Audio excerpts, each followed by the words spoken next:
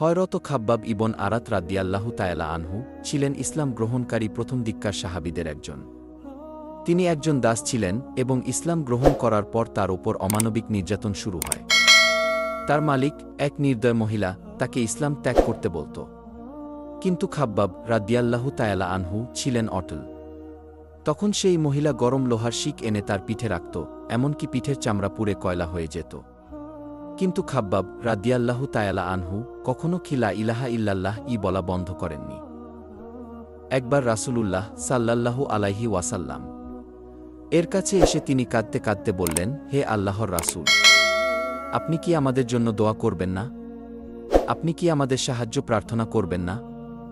তখন নবীজি সাল্লাল্লাহু আলাইহি ওয়াসাল্লাম বললেন, তোমাদের আগে এমন লোক ছিল যাকে কাঠের মধ্যে বসিয়ে দেহ চিরে ফেলা হতো, কিন্তু সে তার দিন ত্যাগ করত না। আল্লাহর কসম, তিনি এ দিনকে পূর্ণ করবেন। এমন সময় আসবে, একজন মানুষ একা সানা থেকে হাদরামাউত পর্যন্ত ভ্রমণ করবে, শুধু আল্লাহকে ভয় করে। কি? এই কথা শুনে খাব্বাব রাদিয়াল্লাহু তাআলা আনহু আরও দ্বিহ হলেন। আর আল্লাহ তাকে ধৈর্যের এমন পুরস্কার দিলেন যে পরে তিনি একসময় আর্থিকভাবে সচ্ছল হয়ে যান এবং সম্মানিত মুসলমান হিসেবে পরিচিতি পান।